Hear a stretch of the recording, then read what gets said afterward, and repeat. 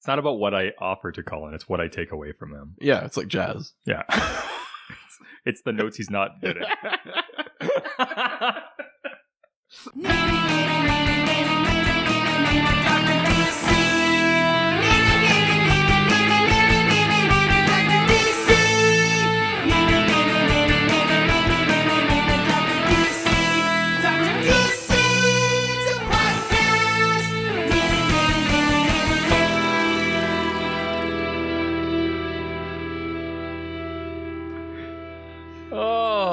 Welcome, residents, to the Dr. DC podcast. My name is producer Richard, and next to me is the Doctor himself. Hello.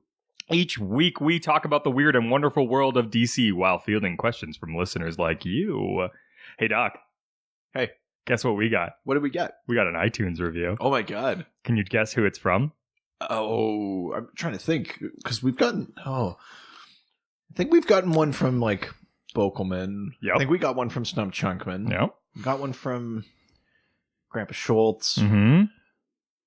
Ooh, like, but is it K-Cross 202? No. Is it K? Oh, okay. No. Is it? I honestly don't know. There we have so many people it could be. Is it Talking Superman? Well, or like no. Grant So Richter? we have gotten one from Dave Rossi. Yeah, we got one from Dave Ross. What we haven't gotten one from was Dashel. No.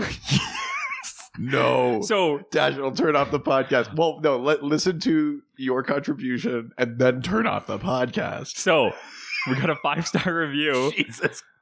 from Dashel R. Oh, So no. I mean, I can only imagine. I mean, yeah, I think that's pretty. At least I'm pretty sure it's from Dashel. How hilarious would it be if it's just some random person that listens that's trolling us? I don't think it's a random person, but Dashel says, to be honest, I've only heard the show once, but I learned a lot about DC Comics. Some of what I learned made me laugh pretty hard too. And also, I walked away with a lot of questions from my dad that had nothing to do with comic books. Oh no. Oh no. I don't think he was ready to answer them though, so we just went out for ice cream instead. Oh no. I kept asking my dad to listen again, and he came up with a list of words, like a warning system, because sometimes they say naughty things. For instance, if my dad says, doctor, it's pretty safe to listen. But I might hear a dirty word. If he says, Colin, I'm supposed to put my hands over my ears and hum the theme to Superman really loudly.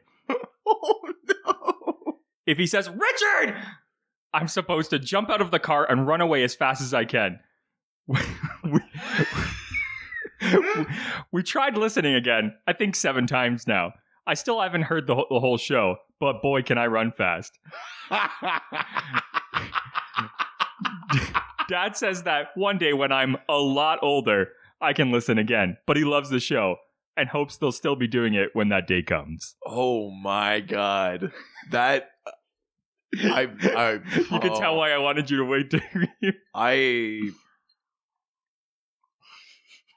That's amazing. Dashel, thank you. I apologize. I don't. Turn off the podcast. Richard! Tuck and roll, Dashel. Oh, that's really fun. I can run really fast. That's incredible. Thank you. That is made, but we don't have to do the podcast anymore. That is made. No, we totally do, because we gotta wait until he's old enough. Oh, that's true. Okay. We got like thousands of episodes to do. We're on the hook Christ. Now. Okay. Only one reason why we're you're gonna see forward. A huge spike in the downloads in precisely 10 years. Like someone's going back and listening to every episode a couple of times. Oh my God, that's hilarious. All right, let's head to the news. All right, let's do it. So the first on the docket, Catwoman's new costume revealed. Meow. Yeah, I mean, it's basically just like a slightly different version. It kind of looks like the Batman Begins-ish, like... Returns. Or Batman Returns, sorry. Well, it's definitely like sticking with the black leather. It's not going like way retro, like that sort of purple outfit that she had or anything. No, but I mean, we lost the goggles. No goggles. It's just like a cowl now. It's got sort of like the arms aren't fully attached, which I think is meant to imply like the acrobatics, the mobility. A little more realistic. Yeah, I suppose so. And less about being revealing. Yeah. I mean, it's still a sexy costume because it's Catwoman, but yeah, I mean, it's not like a big drastic overhaul, but there's these like subtle changes, and it is like probably worth noting that instead of the goggles, now she wears a cowl, and she's going to be married to the Batman. So they both wear cowls. It's cute. Isn't that cute? Instead of wearing rings, that's like their grapefruit. Dash will turn off the podcast. Like I said, it's not like a huge departure, but it is. That's a good like demarcation line. You know, like pre and post wedding, and this is a start of a new chapter in Selina's life. So it's fitting that she gets a new costume too. Presumably, like made by Bruce / Alfred. Ooh. I didn't even think about that, but that was sorry, Master Wait, I had to get her measurements. I've just been sewing this leather catsuit for a while now. Thank you for making an old man very happy. That's the creepy first panel of that comic. But I think this was going to debut in that new Catwoman comic that's coming out. That's Joelle Jones. I just like the idea of just like it's a panel of him like measuring, and like you hear like you see like the internal dialogue like pop up, and it's just like, come on, old man, you can keep it together. Terrible. I haven't had an erection for many years now. Don't need to start. Don't need to. DC Comics officially cancels Green Lantern Corps. Not the movie. No, but sorry, Bogle. Well, yeah, it's Hal Jordan and the Green Lantern Corps is one of the Green Lantern titles. There's also Green Lanterns, which has been specifically featured. All Green Lantern is done. They've killed them all. That's it. It's worse than Emerald Twilight. It's just Emerald Midnight. Yeah. Emerald Midnight. Gonna make you feel... Oh, right. Threat level Midnight. Hal Jordan, I know where the diamonds are. Have you read any of I haven't been reading that one. I read a little bit of Green Lanterns, but I haven't really been reading the Hal and the Corps one. Yeah, I mean it's how long has it been going on? It's been going since Rebirth started, so it's a couple of years now. Yeah. But the thing is, it's Green Lantern, like he's not going anywhere. It's not like this is like the 70s and they were like, put him and Green Arrow together because neither of them do well on their own. Well, what was this doing well even? Like, was it well regarded at least within the communities? I think it's gone all right. I mean, I think when you tune into Chad and Mark, yeah, I think ever don't know that it's necessarily always lived up to expectations. Yeah. But that's true of any book, really. Like, I don't think this is like a worrying sign for Green Lantern as like a mythos. I just think it's the end of this particular thing, and we're going to see like something different coming out. And maybe it'll have to do with what will be happening in Justice League, where we're introducing that whole other like invisible spectrum and stuff like that. Like, who knows what's coming down the line? But yeah, that book is ending. So that's okay. But the movie somehow, I think, is still happening? Like in the works. Not for a 2020 release date, obviously. I don't think. But, no, I wouldn't imagine. Yeah, but they haven't officially canceled it. Well, that's good news, I think, right? Batman Beyond Robin costume debuted for the first time. Yeah, so yeah, I mean, first of all, Batman Beyond, he's getting Robin. Well, yeah, because of solicitations and things like that, which happened so far in advance, I feel like we've talked about, like, there's a Robin Beyond. We've done it like 3 times over 4 months. Yes. But yeah, so Terry McGinnis is Batman Beyond, and Matt McGinnis, his younger brother, has now officially, in canon, joined him as Robin. Which is exciting. It's awesome. It's a cool costume. It's that almost like that Wally West style cowl where it doesn't have the top. It's just like the face. I'm excited to have like a brothers sort of thing. I think that it's a different, I mean, a new dynamic to like. There's still a little bit of like because there's such an age gap between them. It almost veers into child abuse. No, I was going to say like parenting territory. Yeah. But it's probably going to be more like something like Dick and Damian. Yeah. When they were Batman and Robin. Obviously, Matt McGinnis is not like the dour assassin that Damian is. Yeah. But that idea that Dick and Damian are basically brothers, but have this kind of like interesting relationship together. I have to imagine it's going to be won't be the same. I can't imagine. But these are more kind of like fraternal sort of. But these are a more traditional brother like sort of situation as well. Well, they're like they're literal brothers instead of like one being like. Which McGinnis had a bunch of time before ever becoming even Batman. So I mean, they have this childhood that they grew up with. Yes. Probably a more traditional childhood in a lot of ways. Yes. Anyway, exactly. So I'd be curious to see how that sort of that more traditional like brother sort of thing, because I know like if I went and fight crime with one of my brothers, it would be a very different situation. It would be a lot of like treating each other like shit. Be like Frank Miller Batman. Yeah, and a lot of like nut punches and like referencing YTV in the 90s. I don't know. I'm just saying. I'm spitballing here. So specific. Yeah, I'm just saying that like. Yeah. No, it's a cool looking suit. It's nothing too outrageous, but it's got a little bit of that sort of Batman Beyond flair to it. Like there's these sort of like we are in the future, like yellow lines across it that do seem to have some sort of like energy in them. Like they seem like they're lighting up. Yeah, So it's cool. I'm excited about it. Officially a Robin Beyond. I think it's going to be really exciting. I'm going to hopefully dive into it, actually. Yeah. Supergirl's casting a transgender character for season 4. Yeah, we don't know too much about. I think the character's name thus far, but that could always be like a bit of a smokescreen kind of thing. It's like Nyan Nal or something. Oh. I think she's meant to show up on like the Catco side of things, like wait, Supergirl's like day job, like to show up and kind of run. I don't know if she's running the business or if she's coming in as another reporter or something like that, but she's a Nyan Cat? No. But yeah, I mean they've gone out of their way to specify that they're casting a transgender character. I was kind of racking my brain a little bit. If there's ever been. Well, no, I mean there definitely have in comics, but I was trying to think like the Doom Patrol is happening over on like the Titans on the DC Universe streaming sort of side of things, so I think it's unlikely that it's Coagula. No. And it could just be a new character.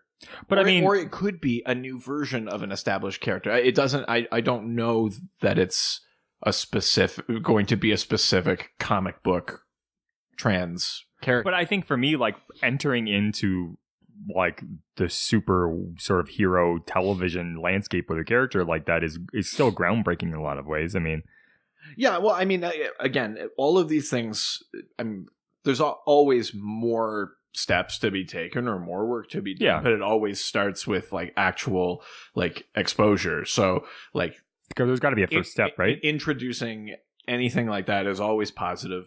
I mean, we'll have to see how it's written. You know, like how do they treat that role? How do they? Yeah. You know, because that could always go sideways if they don't do it properly. But how did this come out? Like, are they? I mean, it's just because the casting call itself said. Yeah, exactly. Because like, I'd be curious. This is like in the news. News. Like I'd be curious to see like how much they talk about it, or if it's just a non-issue. It's just a thing that's part of the storyline that they just wanted to include. I think that would be my only thing is like, if they're like, hey, look what we've got. And they like, it ends up being like a villain in it or like a hero that dies in 2 episodes. Not great. Oh yeah. You don't want to fridge them, right? Yeah. You have to, you have to make them meaningful and important. But they're debuting on the Catco side, like I said, like the day job side. Although I think eventually everyone there kind of finds out that Kara is Supergirl.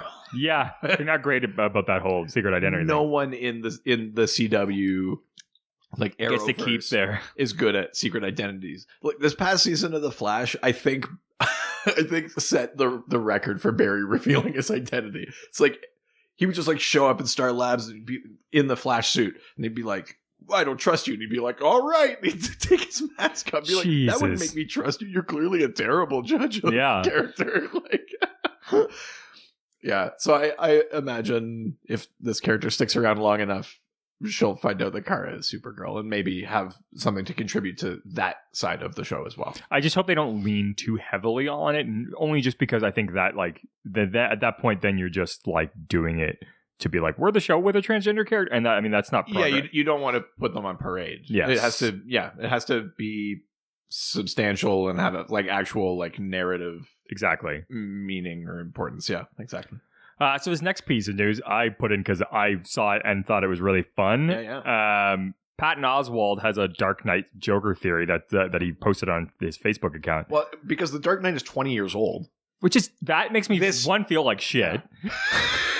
Just like I mean, I hated myself before, but like now I'm feeling old and shitty at the same time. No, sorry, not 20 years old, 10 years old. Oh God. Okay, thank God. I'm like, it didn't come out when I was like, wait a minute. I'm not even going to say how old I would have been at 20 years old ago, but no, it didn't come out then. 10 years ago. 2008 is when that makes sense. The Dark Knight came out. That makes sense. But yeah, so Patton I could have seen it if it was rated R. Yeah. So Patton Oswalt's theory is about the Joker's origin, and basically that he would have been some sort of like ex-special forces, maybe like military intelligence, like a interrogation specialist. And the evidence that he pieces together is all of the references he makes to the military, like talking about the, a truck full of soldiers explodes in the desert. Mm-hmm. Like nobody cares.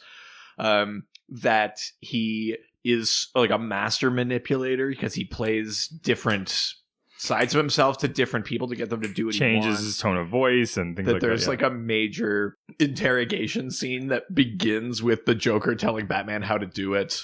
But yeah, when he hits his head and he's just like, oh, like you don't hit him in the head first, it makes him all fuzzy. Yeah, exactly. It's not airtight as a theory, but it's a pretty interesting one, and it's also, he's saying, it kind of that maybe this is a character that suffered from some sort of like PTSD, and that he's that's why he's familiar with military hardware and all these kind of things, and he seems to be a pretty like master strategist, but definitely on like the emotional manipulation side of it, there's a case that to be built that whatever he was beforehand maybe has something in that like arena, because he plays different cops, like that cop that's supposed to guard him, who's like, he's like, you try to push my buttons, you can't, and then he like immediately the Joker gets what he wants out of him, and he does that to everyone in that movie. So I do find that kind of interesting. It's a fun theory, and it's neat to find those little things. Like, I think that's the mark of like a good film or a good comic book or something like that, where you're not handed everything, but you're handed enough that you can sort of fill in the gaps, right? Like you can piece together. That's what makes Joker so great. Sort of like headcanon around. But that's true of any movie though, right? Like it'd be true of Indiana Jones. Like a good Indiana Jones movie would give you enough for you to theorize about like, oh, but what if the Nazis had gone over here instead? Blah, blah, blah, blah, blah. Like I like that in pop culture when people can continue that conversation or sort of explore their own versions of things. So yeah, exactly. I mean, we'll have to do a Joker episode at some point in the future. But that would be something. Yeah, but I mean, if you guys have your own theories, I'd love to hear, or like what's your favorite Joker theory that you've heard about his backstory? Because I know there's tons of them. You can send us through to our Twitter. Just use hashtag Who's Joker. I'd love to hear like your guys' favorite theories, and this is definitely one that I really, really like. Yeah. And if you yourself happen to be the Joker, it's hashtag use Joker. No. YOU. Yeah. I get it. So next in news, Aquaman movie poster reveals first look at new costume. I mean, it's really developed over the last 3 movies. Like, well, this is a costume. Yes. I suspect by the end of that film, or like by the third act of that film, we'll see the costume. Like not the one he wore in Justice League, but something closer to the comics. Like not something more orange and then green. Really, you think? Well, because there were early reports that costume was going to be in there. Yeah. Some version of that. As opposed to like the sort of mottled green and orange that he was wearing in Justice League. Yeah. But this other costume looks like a more general like Atlantean like military outfit, because it looks kind of like what the other Atlanteans were wearing in Justice League. It's got this sort of this big plate armor that definitely looks like it's got some sort of like seashell kind of quality to it. But that's on, there's a big poster of that one. And there have been like set photos that show him in that costume. I sort of feel like that's some sort of like ceremonial guard kind of outfit, as opposed to the Aquaman costume that we'll see all the way through that movie, or at some point in that movie. We've seen a lot of like, he's had 3 different costumes though. I mean, the first one was really just like, you saw more of his tattoos. The one that you see briefly in Batman v Superman. My only issue with that though is that he's got those hand tattoos, which he doesn't have in the second movie. Oh yeah. Does he not? No. Are the hand tattoos gone? Yeah. Oh. I saw that today. Continuity. I know. But I mean, it's really more of like an arm sort of armor and not really anything else. And then the second one, obviously, he's got the full armor, and this is a little bit more pared down than the second time. Like, so I'm curious to see sort of which one has been your favorite so far, I guess is another question. I liked the one in Justice League, but there was something of this style of Aquaman. I dug the like, if it looked really like that 90s one, like just the sort of gladiator kind of look. Really? Yeah. Believe it or not, Jason Momoa in that look kind of does it for me. Hey, does it for us all. I still can't. I know there hasn't been a ton of marketing for the Aquaman movie, because I think they're playing it pretty close to the chest, and then they'll do like a real concerted effort right before it comes out. I would assume as much. Yeah. But I'm going to be super disappointed if at least one poster isn't just Jason Momoa flexing with the tagline "Get Wet." Oh my God! Dash will turn off the podcast. Well, let me tell you. But yes, we're seeing more and more slowly of this Aquaman film. I'm hoping that at San Diego Comic-Con we'll even get a trailer, but fuck. But James oh my Wan, God, we're only like a month away. There seems to be a really like specific kind of plan for the marketing for Aquaman. Yeah. Instead of this like extended 2-year wait, where you get like a trailer every 4 or 5 months or something like that. It looks like it's going to be like way more of it's happening in 3 months. Here you go. Here's a trailer. Blah, blah, blah. Are you excited? Here's a poster. But those are always my favorite. I mean, that's a great. I mean, we're coming up on E3 in a couple weeks, or I think maybe just a week now. It's coming up really soon. And one of my favorite things that they do during that sometimes is that a game company will release a trailer and then go, "This is available like tomorrow," or something like that. Yeah. I always think that's really fun. So, I mean, obviously, you can't always do that with the movies, but I like the idea that there's a lot of money riding on the movies, but I like the more idea that they like just like it's like boom, this is coming out in 3 months. Like, here's a teaser, then there's a full trailer, and then it's like, let's just do it. Like, yeah. I definitely appreciate that more, because I mean you have to start playing to people's shorter attention spans now as well. Like, yeah. I mean, if I'm seeing stuff for 2 years, I stop caring, or it's at a certain point I'm like, I know too much about this. Well, I think, and this is maybe it's a reaction to that, because I think the thing with Batman v Superman, the marketing took a very long time. Oh, you mean when it showed up in Legend? And then I Am Legend. Well, yeah, that's not, yeah. If you count that, but the marketing took so long, and then by the time we got a trailer that was showing us more and more, then people were like, "Why did you show us Doomsday in the trailer? Like, save that." I mean, that didn't bother me all that much, but it takes away a little bit of the fun. But it bothered other people. And then with Justice League, they were like, "We know." You're not going to see any Superman in any promo stuff, but they still started it. Like, yeah. It was like a long marketing thing, but everyone was like, "We know Superman's in it." Just like, but they were like, "Oh, is he?" Like, and it was almost like the opposite. It's like they didn't show enough. Yeah, part of that was because they probably didn't know what movie was coming out. That's better. Yeah. So this Aquaman one does feel like let's get the movie done. Yeah. Let's see what's great about it. Let's highlight those things, and then we'll just do like a real sort of specific, targeted kind of marketing push, which I do appreciate, like you said. But it doesn't make it easier to wait for it. Well, speaking of waiting for movies, this one's got me very, very excited right now. Zachary Levi shares first official look at Shazam's costume. So we've seen all of those like set photos that were unofficial looks. And then this one is it's him in the suit, which looks amazing. And he's like sipping a juice. I know a lot of people online have been kind of like, oh, is this like their response to Deadpool? Which, I mean, I think anyone writing that online doesn't know enough about Shazam or Deadpool. I was like, this is a family movie. Like, this is not a response to Deadpool. Like, the idea that, like, anything silly or self-referential is Deadpool is kind of ridiculous. Yeah. It just looks fun. Like, and I think that's, I mean, one, you have a great actor to choose for that type of thing, for a good, fun, like, family kind of focused, but still, like, playing to all the audiences. I think, like, Zachary Levi is perfect for this. Like, I don't know if we talked about this on the podcast or not, but I only recently realized that he plays Fandral in Thor 2 and Thor 3. I don't know if I didn't know that. He's one of the Warriors 3. He's like the mustache, like musketeer-y one. Really? Yeah. He wasn't in the first one, but when they recast that character, it's Zachary Levi. Is it? Yeah. Weird. Yeah. Isn't that weird? That's so weird. You asked me if there was anyone that had made the switch from Marvel to DC. There you go. Boom. Wow, I had no idea. Yeah, isn't that a strange one? That's so weird. Yeah. I had not like that's a major role or anything, but like the fact that he's in there, I don't recognize him at all. Yeah. Did you watch Chuck? No. You did tell me about it. I fucking love Chuck so much. You really like it. We'll just add it to the list of things that you'll never watch. It's okay. It's not like you have a responsibility that's hanging over you that literally can't like live without you.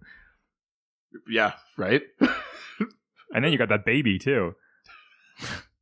Whoa, the suspense. What's this other responsibility? It's Colin. We all know it's Colin. Yeah. So this week's theme, because Speed Force. We're getting to it. Like, I think maybe like 10 episodes in, I was like, oh, we'll have to do a Speed Force episode.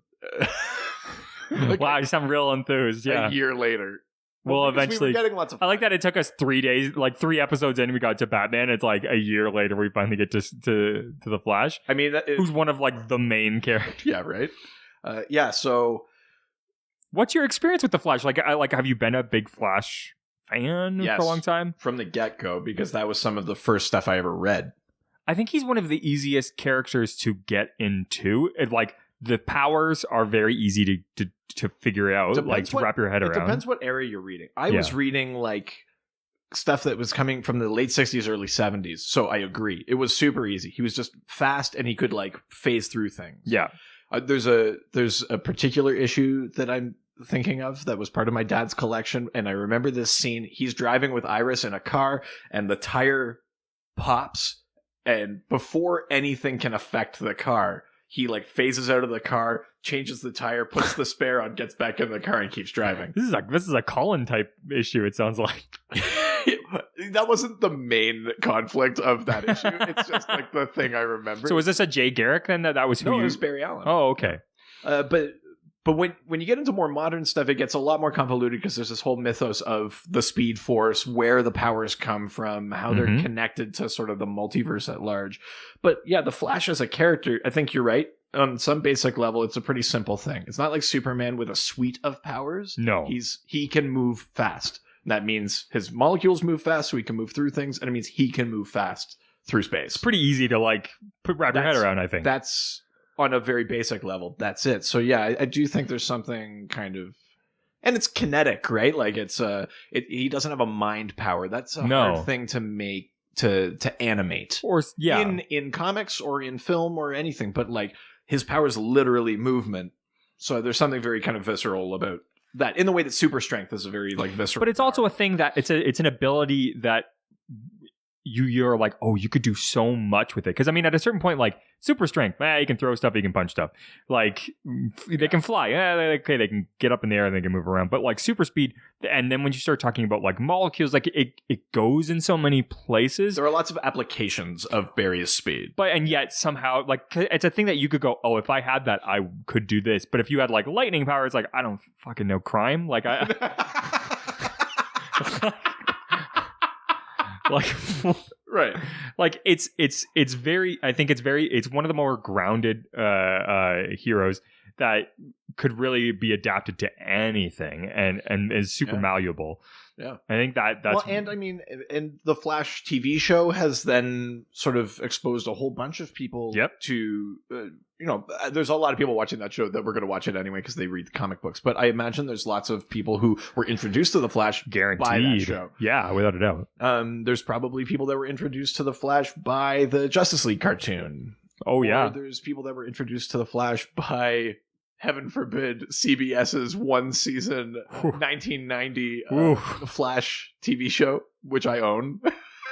I think I'll need to see that. It does not age well. Oh, that makes me very excited. Really bad production value. But John Wesley Shipp, who plays Jay Garrick / Henry Allen on the CW Flash, was the Flash. He was Barry in that show. Oh, wow. Yeah.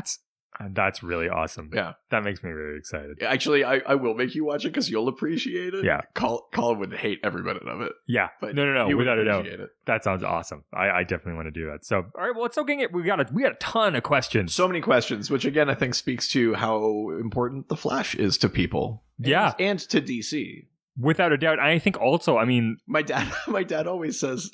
He refuses to admit that the Trinity in DC is Batman, Superman, Wonder Woman. He thinks it's Superman, Wonder Woman, and the Flash. He's like, Batman doesn't have any powers. He's useless. He doesn't give a shit about it. Can't wait for him to be on this show. To the point that my dad, this is not his training. He photoshopped the Flash into the foreground with Superman and Wonder Woman behind and made me a t-shirt for Christmas. What? And he was like, look, it's the Trinity. And I had to, it took me a second. I was like, did you make this? Or did you actually find this? That's amazing. Yeah. That's awesome. The Flash is my dad's all-time favorite superhero. That's really cool. Well, head over to Facebook. First question is from Paul Vanier. Who's that? I don't know. It's no coincidence there at all. Paul Vanier says, a question about the Speed Force. When speedsters are trapped in the Speed Force, why is the experience so psychologically and emotionally devastating? Since they embody the Speed Force, why is it no more benign like Captain Kirk in the Nexus, or more blissfully unaware of the outside world like the hobbits in the Shire? Why does the Speed Force act like some crazed soul-sucking Dementor? Oh God, man, I love Mr. Vanier. Hopefully, I've included enough random references for you. Definitely, between Star Trek and Lord of the Rings and Harry Potter, we've sort of touched on a lot of bases there. So, why I fuck him up so bad? I think is what he's trying to say. Well, what I should, for context, this is a question we've been sitting on for a long time. That's right. Oh, God, yeah. We got that a long time ago. So long that what's really being referenced here is a lot of events from season 3 of The Flash on CW. In that season, we see a lot of the idea that the Speed Force is a prison. It's a prison for Savitar. Then it's a prison for Jay Garrick. Mm-hmm. Who, puts himself in there to keep the Speed Force happy. It's Wally first. Then Jay puts himself in there so Wally can get out. Wow. And then at the end of the season, when they've pulled Jay out, the Speed Force goes nuts and there's a Speed Force storm in Central City. Barry sacrifices himself to the Speed Force. The idea of the Speed Force as prison is like the huge theme in that season. Yeah. That's and it's been used that way in the comics too. But to answer the specific question here, it's not always like a psychologically, emotionally draining or devastating thing. Like when Barry goes to the Speed Force at the end of that season, that's like speedster heaven. Yeah, that's what I thought of it as when I saw it. Yeah, that's what he's earned. I think and in the comics, that's the one Kevin Smith directed as well. Oh, maybe. I think so. And in the comics, when it's a speedster's time, they kind of sublimate into the Speed Force. Basically, they merge with the Speed Force. That's their afterlife. Mm-hmm. It's a very select few that get access to that. Mm-hmm. But it does absolutely have application as a prison. So the which it is and to whom kind of ties into like a larger thing of the fact that the Speed Force itself has its own kind of consciousness and will that maybe you can make the argument is the combined collective consciousness of any of the speedsters who have joined it. Whoa. Or maybe it's its own thing. But the Speed Force does kind of have a will, so it knows who to reward and who to punish and for what and that sort of thing. So it really depends on who you are and what you've done. That's what determines whether or not the Speed Force is a living hell or if it's heaven, like a heaven sort of thing, or if it's just kind of like a benign scientific force. But yeah, I mean, like this, I know this question comes from that season of The Flash because that was all in there, and they really like amp up like how much it affects people to be in the Speed Force for that long.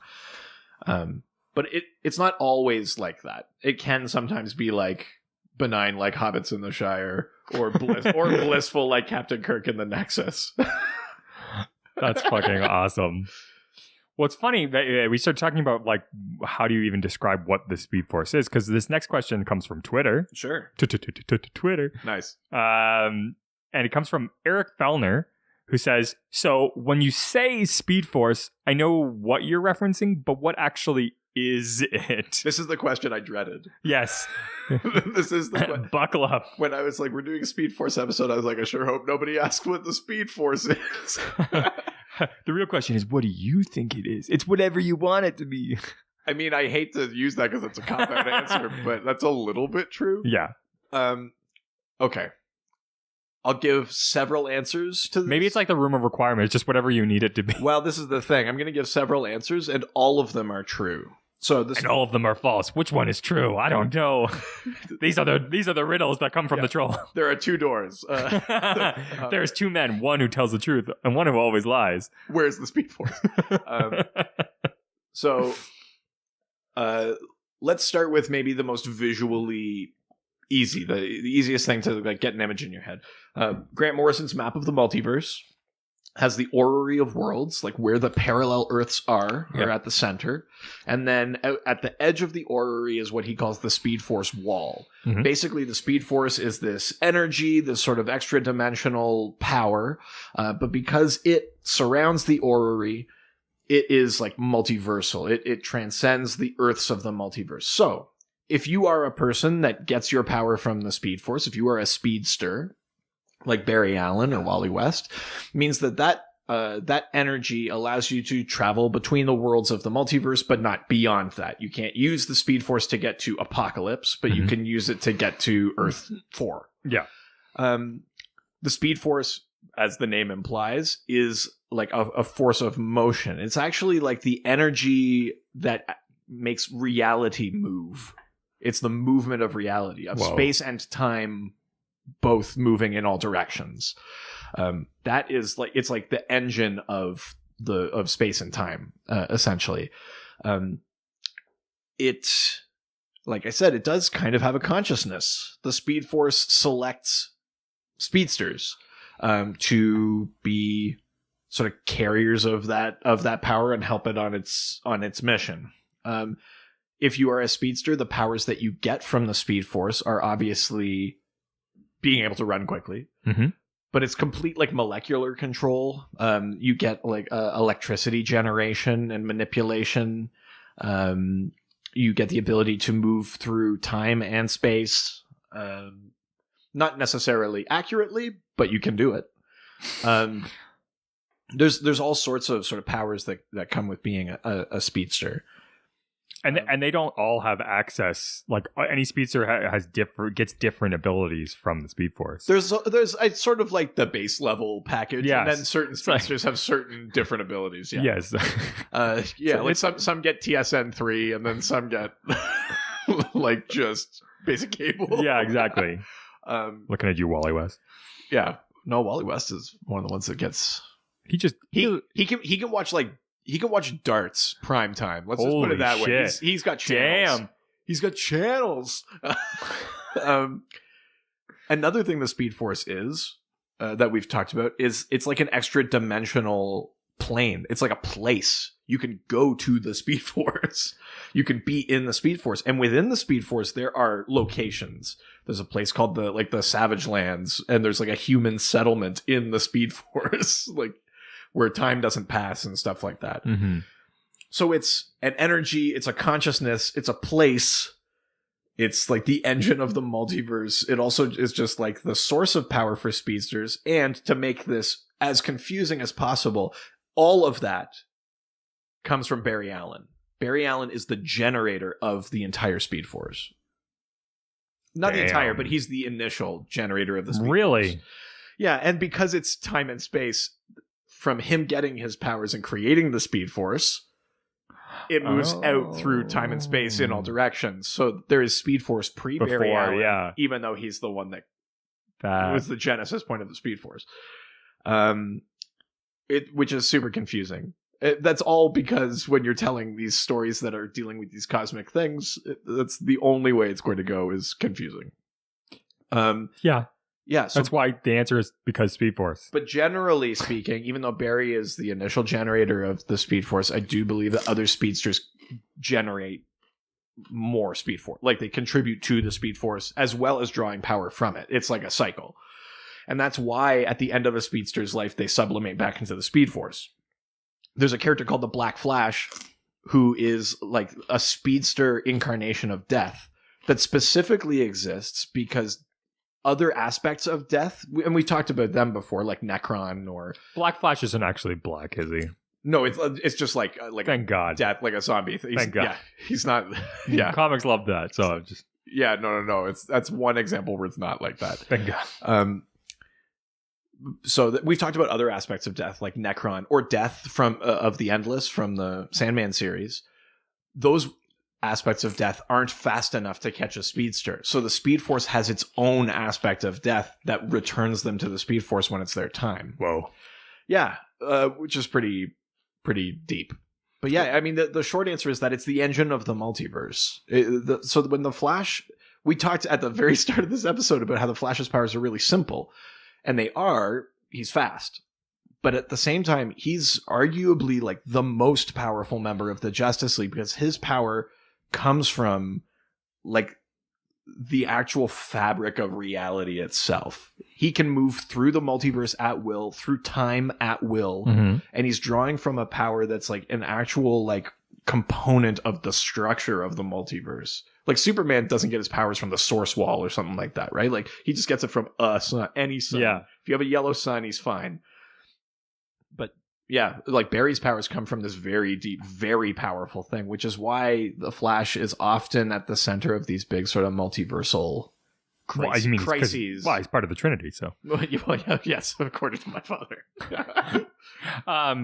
I think that I doing a little bit of research today too, I found was the time wraith was just a thing that they brought in on the actual show, right? That's not something that actually. Yeah, the time wraiths aren't actually a thing in the comics, but they introduced the time wraiths as I think like the intro idea to the Black Flash, which is what Hunter Zolomon becomes at the end of season 2. Mm-hmm. Those time wraiths catch him and turn him into Black Flash. Yeah, at the end of that. So I think they were using it as the idea of that there's this sort of like menacing spectral force in the Speed Force that's meant to enforce some sort of larger purpose than just like, oh, you've got powers, we'll leave you alone. There's a time and a consequence for things. But do you like that element? I do, actually. I think it's actually a pretty cool thing. I mean, it makes a lot of sense. It's super problematic in the comics because there's so much time travel all the time. Like those time wraiths would be like worked off their asses. They'd be like just overtime out the wazoo. God, you'd have to eat so many chocolate bars. Yeah, sure. Dementors. Oh, yeah. Oh, Lupin. So next question comes from Stump Chunkman. Step into the stump. Stump Chunkman. Who asks, did the West Allen kid cause a future Flashpoint in the Flash finale? So that's the finale of this of season 4 of the Flash. Sorry we didn't say spoilers before, but I don't know. Whatever. No one's complained about it before, so it's too late now. Yeah, so at the end of the finale, there's this girl that's been showing up in like little short scenes throughout the season. And she comes and actually like saves the day. But the way that it happens is it Flash goes to like punch this satellite. If you haven't watched the show, that sounds silly, but he goes to punch this satellite, and right as he's about to hit, all of it reverses, and then he runs at it again, and right as he's about to punch the satellite, so another hand reaches in to punch with him. So there's like 2 infinite mass punches basically to destroy this thing. So what I think has happened is that this West Allen kid, that thing where you see it like reverse, that we know she's the future daughter of Barry and Iris. And I think she's now created her own Flashpoint. Whoa. Like that punch was maybe meant to kill Barry or something. But now she's gone back and changed it, and I'm sure it's probably messed up her timeline. So right at the end, she says, like, I've made a big mistake, and she introduces herself to everyone, which is like a time travel no-no. She had her own Arrested Development moment. I've made a huge mistake. So I do think it's some version of like a future Flashpoint kind of thing. I think that's what they were implying with that, but to what extent she's messed things up, or what that means, or how they solve it, we'll have to wait for the next season. But that's really exciting. Yeah, it's kind of. She's got purple lightning, like Iris had purple lightning when Iris briefly had Barry's powers this season. So is this surmising that speed is like a thing that like is passed down? Well, I mean, basically. Is that something that's in the comics? Well, in the comics, you can pass a metagene on, and Wally West had kids, and they were connected to the Speed Force. So yes, basically, you can genetically pass those things on. In the context of the show, because it involves dark matter in that, yes, I think that's also a reasonable thing that you would pass on. That if you have dark matter, you pass it on to your kid. Huh. Yeah. Neat. Well, KCross202 comes to us on Twitter. Oh, sorry. No, we are already there. Just it's interesting because it's KCross202. Right. He's an Instagram guy. Check you. So he asks, what team are you guys on? Hashtag Team Barry or hashtag Team Wally? So this is these hashtags are being thrown out there because there's an arc starting in the comics called Flash War, where Hunter Zolomon, aka Zoom, sort of based right now in the 25th century, where Thawne is from, yes, is orchestrating events to pit the two Flashes against each other, to pit Barry and Wally against each other. Now, for those only familiar with the TV show, Hunter Zolomon in the comics is quite different from Zoom that in season 2. So is Wally. Well, because this is not Wally West 2. This is the original Wally West. Yes. But Hunter Zolomon was basically like a friend and coworker of Wally West's when Wally was the Flash. Yeah.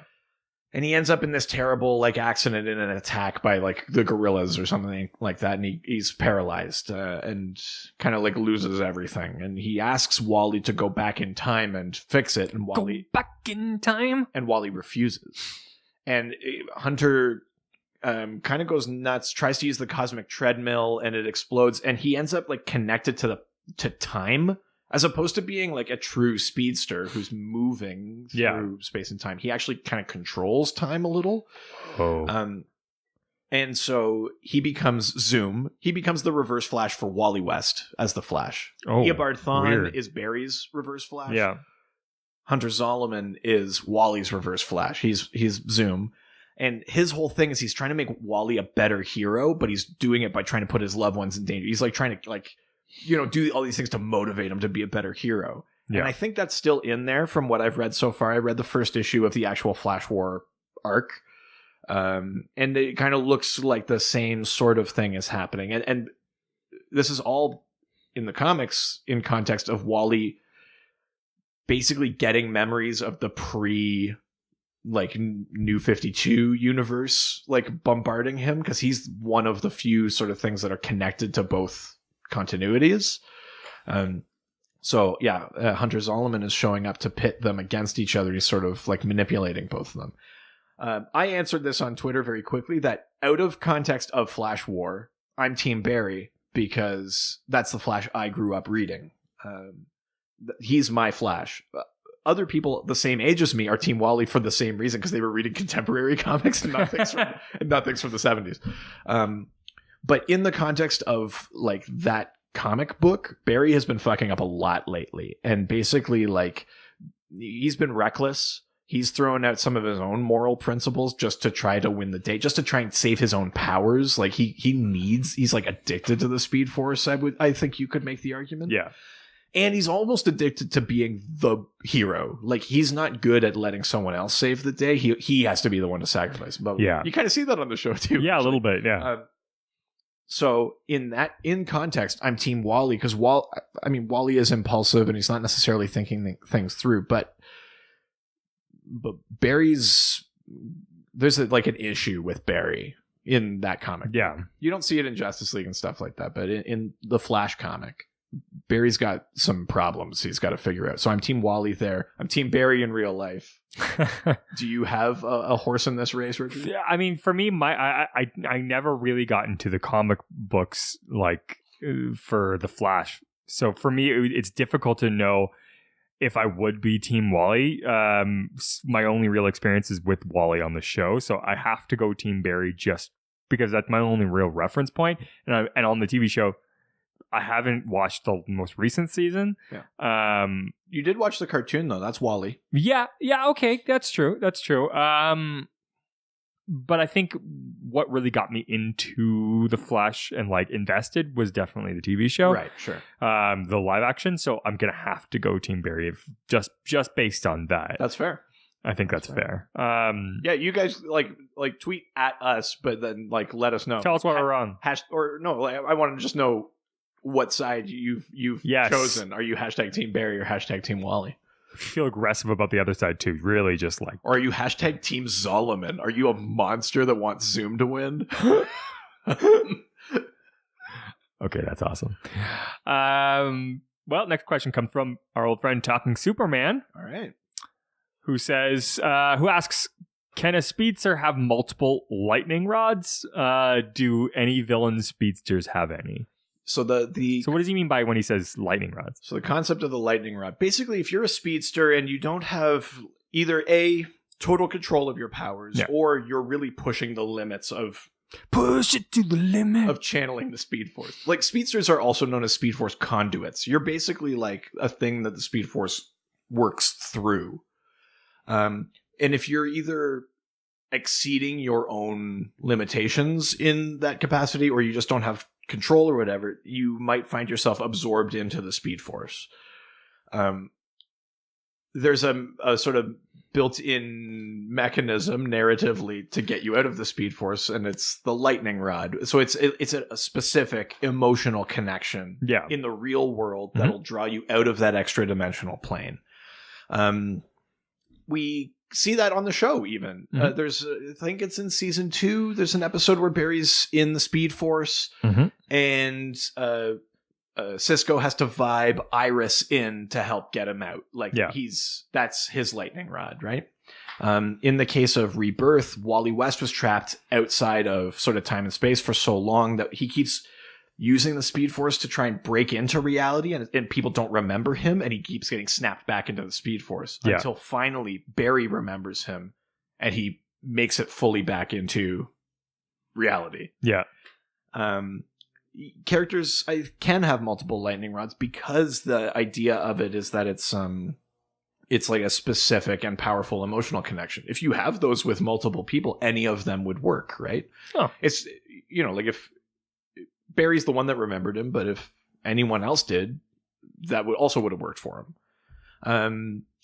In pre-New 52, Wally had kids, Jay and Irie West. They were both speedsters, and there was a thing where they were actually all connected by the Speed Force. If he had to like clear his mind while he was running, because if he thought about them at all, they were instantly like Speed Force teleported to where he was. Oh, weird. Which would like put them in danger. Like, so they were like physically connected as lightning rods in the Speed Force. So like that is a thing, and that's literally multiple people. So yes, you can have multiple lightning rods. Do any villains? Yeah. I don't. It's not something they've touched on, or I don't think it's something that's been touched on. And my impulse is to pun there for Flashpoint. My impulse is to say no, because the implication is that a villain doesn't let themselves feel enough, or whatever, or everyone they love is dead, or like whatever. Yeah. But I guess technically they could. My thing is that I wonder if the lightning rod things, the Speed Force is like a natural occurrence. It's, even though Barry created it, he did it accidentally, but it's part of the fabric of reality. It's a piece of nature. The negative Speed Force that Reverse Flash, Eobard Thawne draws from, is artificial. So that's right. I doubt that that's a feature of that. Yeah. For Hunter Zolomon, strictly speaking, he's not tapping into Speed Force. Or he is, but not in the same way, because he's manipulating time. So I also would think the lightning rod thing wouldn't apply to him. I won't say it's impossible, but I think it's unlikely that a villain speedster has a lightning rod. That makes sense. Yeah. Puff Cheek Pastries sends us a question. All right. Very excited about this. He or they know? Yeah, we know.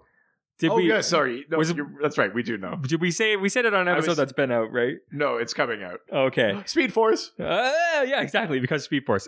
We found out that Puff Cheek Pastries is. Yeah, you said it on that episode that comes out. Yes. Like a week and a bit from now. Oh shit. Chuck. It's Puff Cheek Pastries is not a woman. Not that matters. Yeah, I apologize for making assumptions. Right? Yes. Based on your photo of a woman on your Twitter. Yeah, that was a deliberate, that's a decoy. So Puff Cheek Pastry says, has the Speed Force been used as a stand-in for a higher being? The way it gives the powers to speedsters and effects and drawing to it for strengths gives some parallels. Has there been any instances where that was the case? Yeah, I mean, so like I said, the Speed Force does kind of have a consciousness. Yeah. It does make selections. Sometimes it makes decisions. Yeah. Sometimes they take the form of accidents, or sometimes there was a kind of convoluted thing where Barry actually ends up being the lightning bolt that strikes Barry. Yep. And that closes the loop. That's how Barry is the generator of the Speed Force, because he's the one that gave himself the power. Like, it kind of closes the loop. But the Speed Force does select people, right? Like there's we'll talk about this character a bit more, but a character called Max Mercury was like a 19th century speedster. So awesome. Who almost made his way into the Speed Force, but he was granted speed sort of another way. It works in mysterious ways. It's not a person. There's not like a being in control of the Speed Force. There's no Mr. Speed Force or Mrs. Speed Force. No. To me, it feels more like something like the Green. I mean, the Green even is more concrete than the Speed Force, though, because the Green, like the Parliament of Trees, they're all Swamp Things. The Speed Force, even though I said maybe it's the collective consciousness of all speedsters, that's not in there. Like, that's just me speculating. Yes. They don't go into the Speed Force and be like, here are all Flashes past and like here the Hall of Flashes. Exactly. Like, that's not a thing. So it's way broader and way less particular. I think there's a thing, I'm going to get this wrong, and I super apologize for basically butchering a religion, but there's something I think in like the Hindu religion where there's sort of two versions of like a god. There's the true form, which is incomprehensible, and then there's like the being, the thing that like won't make our brains explode. Yeah. And I think the Speed Force is more like the true form.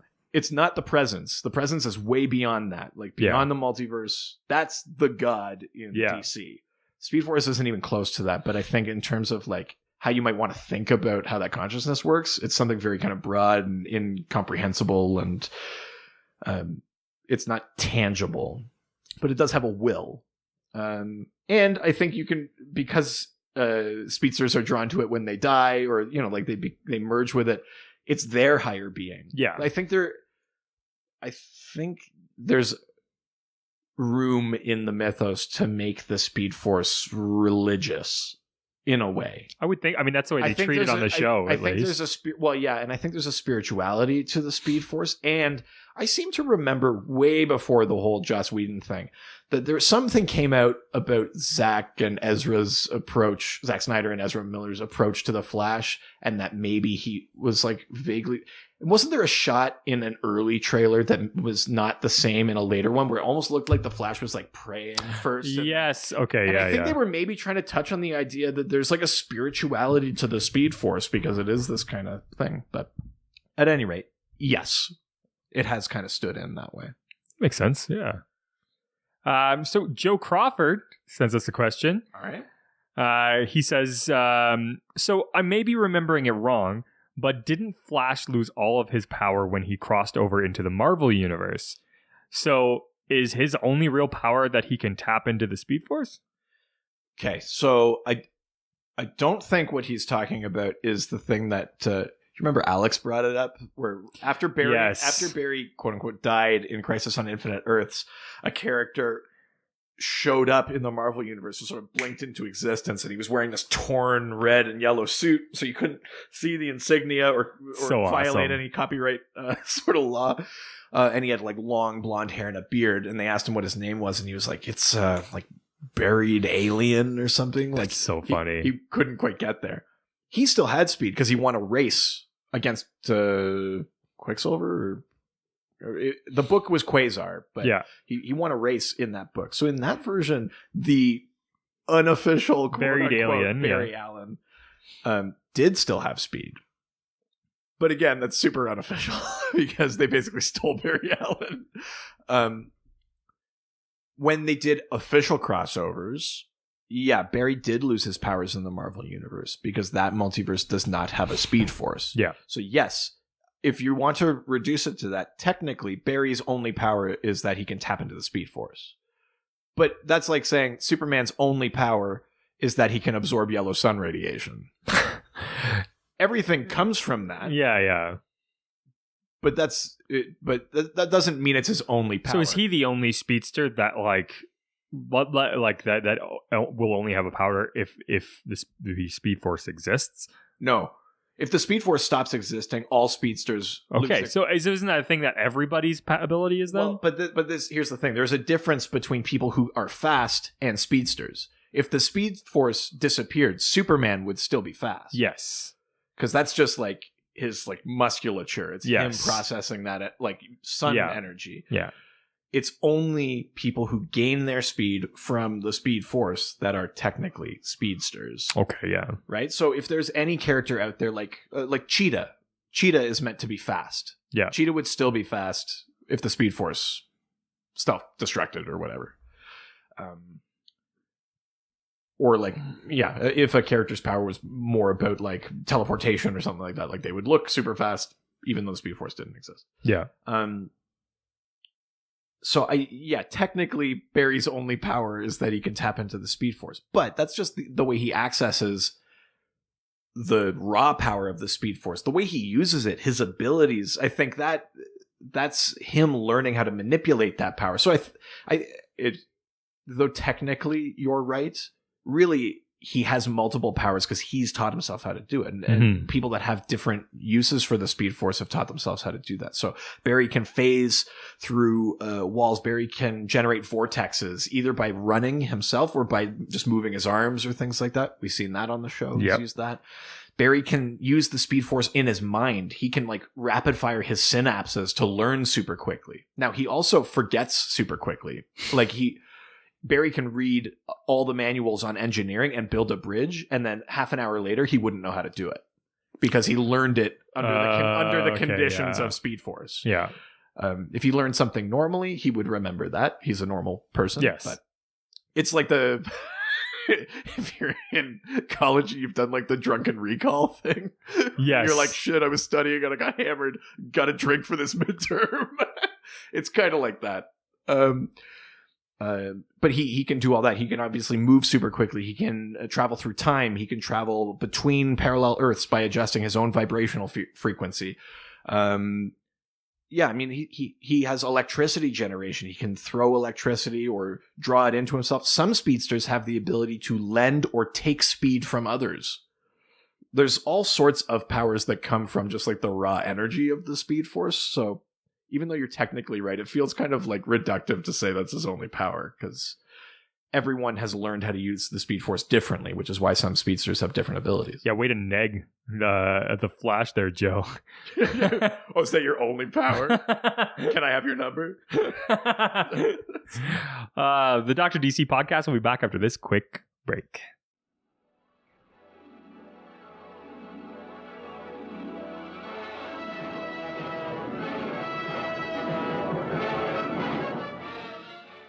Hey, this episode of the Dr. DC podcast is brought to you thanks to our sponsor, Great Lakes Grooming Company. It's Colin here. Totally normal. Nothing's going wrong here. Just I'm glad that you could show up for this ad, but not for the episode. Yeah, go fuck yourself.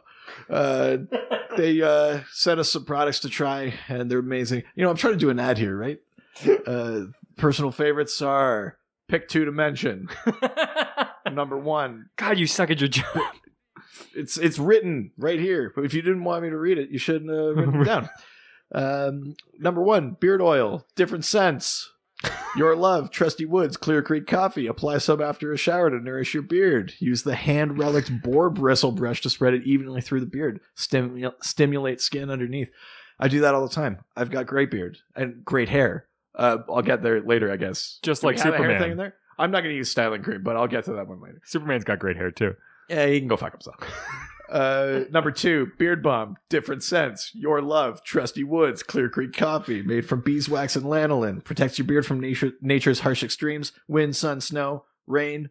I'm outdoorsy. I dress like a lumberjack supermodel. Oh, is that what it is? Yeah, Colin Close. That's me. Nothing weird here. Number 3, pine tar soap. It's a traditional recipe with added freshness of peppermint. Number 4, Noble Selves hairstyling cream, medium light holding. This is a Richard thing. I'm gonna skip this one. Number 5, peppermint lime lip balm. It's perfect for chapped, dry lips. Great Lakes Grooming is meant to be easy and ready to use, rain or shine. All their products are purposefully designed and environmentally responsible. They're handmade in... Wait, are we supposed to say where we are? Is that... It's written... Yeah, it's written down, so you may as well... You fucking read everything else. Well, no, listen, you're the one that's always yelling at me for... Okay, fuck you, man. Handmade in Canada, ready for adventure wherever one may find themselves. For you lucky listeners, I guess you're lucky. You have to listen to this... yelling at me when I'm doing this ad, whatever. It's Colin Close, just doing my normal thing over here. Just because I'm totally normal. You get 10% off when you go to buy Great Lakes Grooming's regular price products. You just go to www.greatlakesgrooming.com and you use the promo code DRDC Podcast. That's www.greatlakesgrooming.com. Promo code DRDC Podcast. Hey, Colin, this is probably the most energy I've ever heard you ever produce. I don't know. It's there's something slightly different about me today, but I mean, otherwise, completely, you're totally Colin. Yeah, well, you know, we're getting to my least favorite part of the show coming up. So you mean more questions? Oh, specifically from Instagram. Oh, okay. On to the show.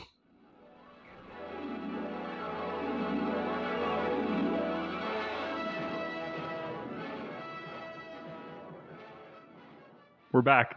Hey, we're back. We're back and we're playing a game. Sweet. Yeah. So that's right. Where did Colin go? I don't know. He just was here for a brief moment and then just left out of nowhere. Oh, fuck. That's right. Speed Force. We're gonna play everyone's new favorite game that I just made up right now. Called What's Faster? Go, go, go, go, go, go, gotta go fast. Gotta go fast. Gotta go fast, too fast, too fast, faster, faster. Oh, okay. So the only rules of the game are I'm going to give you 2 options. You tell me which one you think's faster. Sure. So the first question, a real live cheetah, just like a real Earth. Like in our... Yeah, just like an animal, real live cheetah. Right. Or The run of the 2007 Broadway musical inspired by the reality TV show American Idol, titled Idol the Musical. I mean, you would only bring this up if that run like was super short. So I've got to say it's faster. Like it must have debuted and like got canceled partway through the performance or something. You're not far off. The musical is right. Closed after opening night. It's not a good sign. No, that's not a good sign. Why would you make a musical based on a reality? What a fucking stupid premise. It's really dumb. Oh, next question. All right. The reverse flash. Sure. Ooh, very fast. Or the time it took you, Doctor, Yeah. while sitting in a movie theater, to realize that the 2011 Ryan Reynolds Green Lantern movie was going to be a hot trailer park fire of a cinematic experience. Unfortunately, Reverse Flash was faster. It took me a little while. I think it was like the third time I watched Hal's dad explode, and I was like, they keep showing the same thing. Incorrect. Green Lantern. It starts with a narrator actually explaining why you should give a shit about the Green Lantern. Terrible movie. You're incorrect. Next question. I didn't know that, though. The question was, when did I know? No, you were incorrect. Next question. A Bugatti Veyron Super Sport. Yeah, of course. Ja. Or how long it takes for you to take a bite into a pizza pocket fresh out of the oven. Oh, the Bugatti's faster. I'm no slouch. I know that you gotta wait. That pizza pocket's fucking scalding. That's correct. It's the Bugatti. That thing goes 0 to 60 seconds in 2.4 seconds. Oh yeah, you gotta wait way longer than that for a pizza pocket. But Jesus Christ, a pizza pocket you bite after 1 minute? Doctor, it's way too hot to eat already. Jeez, what were you thinking? Is this scripted? Did you write this down? Next question. The first option, the total running time of the 2016 live-action movie Suicide Squad. Okay. Or the straight-to-DVD animated movie Batman Under the Red Hood. Which is faster? It's gotta be Under the Red Hood. That's right. It's Batman. It's 1.5 hours, and it's amazing. Suicide Squad is 2 hours of hot trash. It sucks. Fuck that movie. Fuck that movie to hell. Next question. Richard, dude, are you okay? Yeah, it's fine. Next question. Put the knife down. Fuck that movie so bad. God, I hate that movie. Final question. Okay. Is it the Marvel speedster Mercury Okay. or the Flash? It's the Flash. It's always the Flash. Incorrect. It doesn't matter. What podcast is this? This is the Dr. DC, bitch. DC for life. Fuck Marvel. Yeah, you know what's up. Gangster shit. My full make sure all your kids don't grow. DC for life. It's weird that you have so much intensity and then you've also scripted it. That was What's Faster, everyone's favorite game. Gotta go fast. Gotta go faster, faster, faster, faster, Sonic X. Now on to Instagram. First question. You got so intense. You were so loud and so angry, especially about Suicide Squad. Oh, fuck that movie. Seriously, fuck that movie to death. Jesus. K-Cross Duo 2 again. For life. For life. He has two questions. First one is, how does Godspeed steal the Speed Force from the other Speed Force users? So Godspeed is a relatively new character. His real name is August Hart. And he's like another CCPD officer, friends with Barry Allen. Godspeed, you Black Emperor. But he, along with a bunch of other people, gained access to the Speed Force through something called the Speed Force Storm. And he became Godspeed, and he sort of became obsessed with revenge. And yeah, he had the ability to leech speed from other speedsters. But the problem was that when he did it, it killed them. So he was doing that. So like, when that arc started, it was like, there's like dozens of speedsters in Central City. What's going to happen? And then by the end of it, you're like, oh, should have seen the writing on the wall. But Godspeed is another one of these ones who thought he was doing the right thing or thought Barry wasn't going far enough. Kind of like crossed a line, right? Yeah. He's trying to redeem himself. I don't know how you redeem yourself from killing a bunch of people by stealing their speed and like, But he's trying to. Barry actually broke him out of prison recently to help fight Gorilla Grodd and to fight the Negative Flash. Godspeed is technically on the side of the angels. But the way that he can do that is that he does have that Speed Force ability to leech speed, which is something that other speedsters have shown in the past. But I think the implication is that because he's so new to it or unpracticed, he doesn't know how to do it without killing them. Mhm. He's like ripping all of the energy out of them or something like that, I think is what's implied. But yeah, so that's Godspeed. That's August Hart. He's a relatively new character. You into him? I actually am. I think it's interesting to see someone to see Barry try to have the moral high ground with someone. Yeah. I mean, Barry is right. You shouldn't kill people. But Barry also makes terrible... Like, he then turns around and breaks him out of prison just to fight Gorilla Grodd so Barry can get his own powers back. Like, yeah, that's what I find interesting is, like, who actually has the moral high ground between those two? That's tough. And it's... Yeah. I mean, I think it's still Barry because he doesn't kill people, but it's... But the idea that one is trying to So Barry makes decisions where, other. like, Barry makes decisions that just completely write people from existence. So what's worse? Yeah, I suppose he has done that or tried to with Flashpoint. Yeah, that's true. And Barry often says, like, I learned from Flashpoint, and everyone's like, but you still did it. Yeah. So, you know. You can't.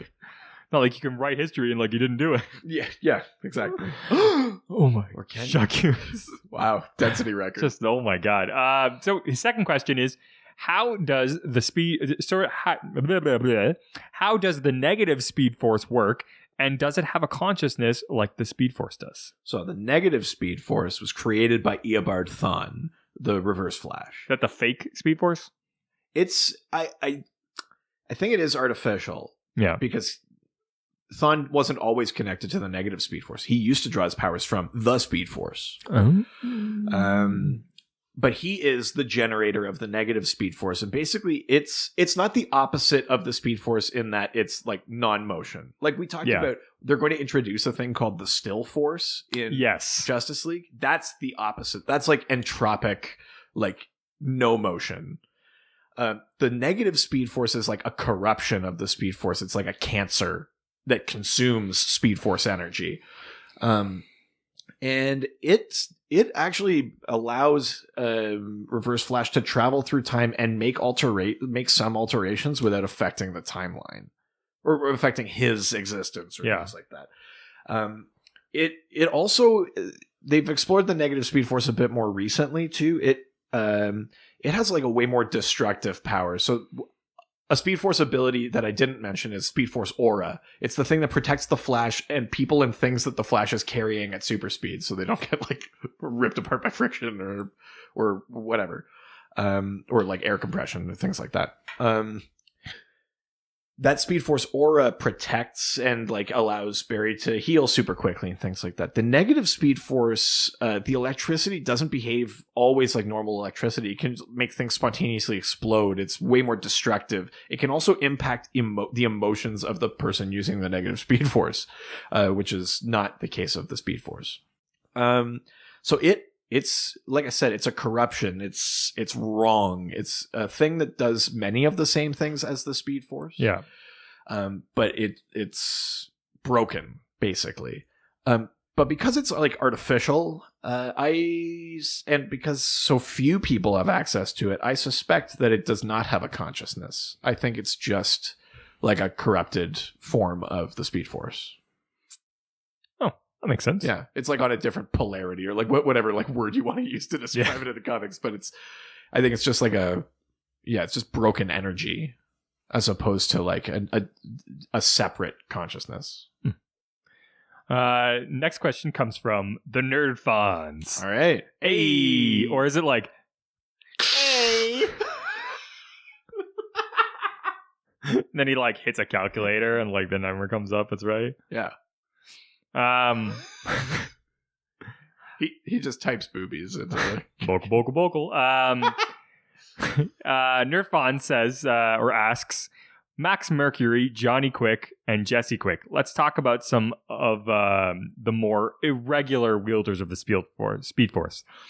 How they access it, how it works, why it works, and why they're the most underrated speedsters in the DCU. Well, that's quite a claim he's making. It's a loaded question. Yeah. I think, I mean, suppose they're underrated because they're not often rated. Yes. So we'll go in order. Max Mercury, I mentioned him very briefly. He's as a character, he's from the 19th century. He's like 1838, and he's with the settlers, and he's trying to like stop the settlers and the Of Catan. and the first He hates that game. and the First Nations from killing each other. But he fails. And Is he First Nations himself? no, Or native? He's not. Because I feel like, but he gets a First Nations name that means like Windrunner, yes, or something like that. yes, But that becomes his name later on, doesn't it? Yeah, so he finds like this like massacred village, and he's sort of like bestowed ritualistically the gift of sort of speed, and he becomes the Windrunner for a bit, and he tries to stop the bloodshed and things like that. And in running, he kind of gets he realizes there's a spiritual connection. He sort of is the first to really recognize that it's a speed force. Yeah.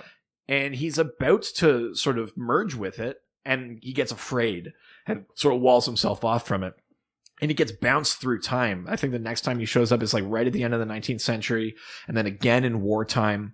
But Max Mercury basically is an early speedster who keeps showing up. He does eventually, I think, get absorbed into the Speed Force.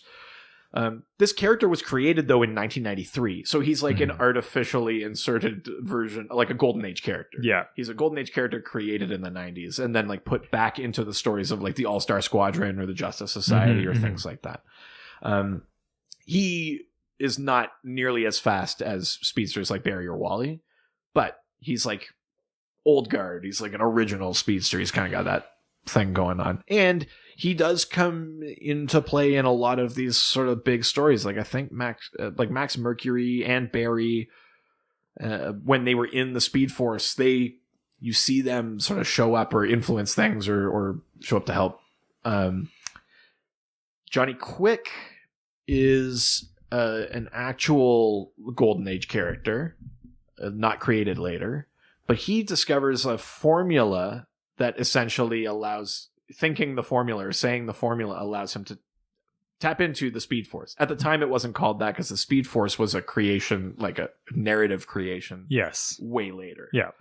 But they have retconned it that what he is tapping into, the energy he's tapping into, is the Speed Force. But yeah, it's a literal equation. I can't remember precisely what it is, but it's like it's got brackets and it's like 3 YZ 4 Q bracket, like, and then he would just like say it, and then he got speed.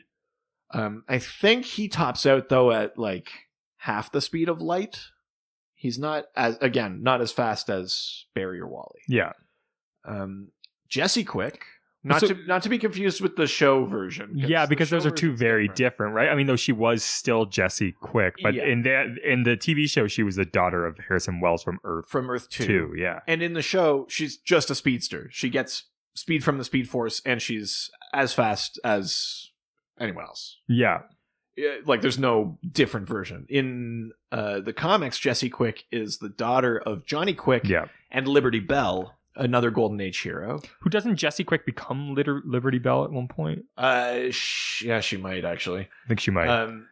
But she, in the comics, she's got some other powers because she also inherits super strength from her mother. Yeah. And the speed equation from her father. So she has some like super strength and access to the Speed Force. These are 3 characters that are, I would call them extended members of the Flash family. They're not Jay, Barry, Wally, Bart, or immediately connected to them, but they do access the Speed Force. They are part of the mythology of speedsters, and they have come into play in stories in meaningful ways. Like Max Mercury and Johnny Quick are both sort of instrumental in defeating Savitar, who was a big Speed Force villain. Really one of the top ones. I mean, next to Reverse Flash. Again, totally different from the show. Yes.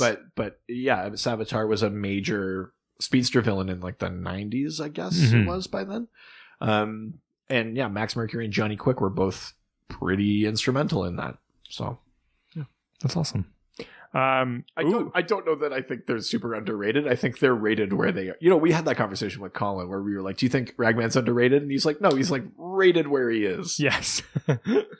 I would always want to see more of Ragman, but I think with those characters like Max Mercury and that, I think they show up just enough. You don't. They don't need their own dedicated books. I don't need them over explored, I guess is what I mean by that. Like, I like them. I like having that sort of extended speedster family. Yeah. But I don't need to know every detail of them the way I do Barry. You know, like that's too much. Maybe we're wrong, though. Let us know why you think that they deserve to have more prevalence. I'm sure they're someone's favorite character, and they resolutely disagree with me. Yeah, let us know why, though. Yeah. I definitely would love to hear your guys' opinion on that. Yeah, exactly. The next question comes from our own private speedster and private dancer. What? The real Josh Gill. That couldn't have been scripted. Nope. Josh Gill, a big fan of the Flash himself. Yeah.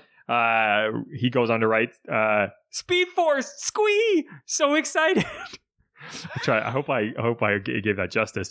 No. Since the Speed Force initially debuted when Wally was Flash, what was used to explain Barry's powers? How do Thawne's and Zolomon's use of the Speed Force differ? Let's just start there, because he also goes on to say, who's your favorite non-Flash Barry, Wally, Bart, Jay, Speed Force user, hero, or villain? Why? Oh, he's forcing me to like undo what I just said. Yeah. Answering about Max Mercury and shit like that. Now I've got to dip into the fucking weird well. Damn it. Okay. Yeah, first question. Yeah, the idea of the Speed Force is a later addition to the mythos of the Flash. Initially, for both Jay and Barry, it was just the accidents, like the science accidents they were in, that gave them their powers. So for Barry, it was just like, it's this combination of chemicals, and I was struck by lightning, and now this is what happened. Yeah. For Jay, it was like, oh, I inhaled hard water vapor, and now I'm fast. It holds that holds less water, pun intended. But yeah, basically it was just like literally their accidents are what allowed them to have powers and gave them speed. There wasn't really much of an explanation beyond that. But what's kind of great, I mean, maybe it's the thing that makes Speed Force confusing, but what's kind of great about it is because it's so amorphous, it's this big kind of cosmic energy, it accounts for everything. You know, like it like Barry created the Speed Force, be like, well, then how did Jay get speed? It's like, okay, well, he got speed because it moves through, you know, time and space in all directions. So Barry created the Speed Force, and the Speed Force went backwards through time too.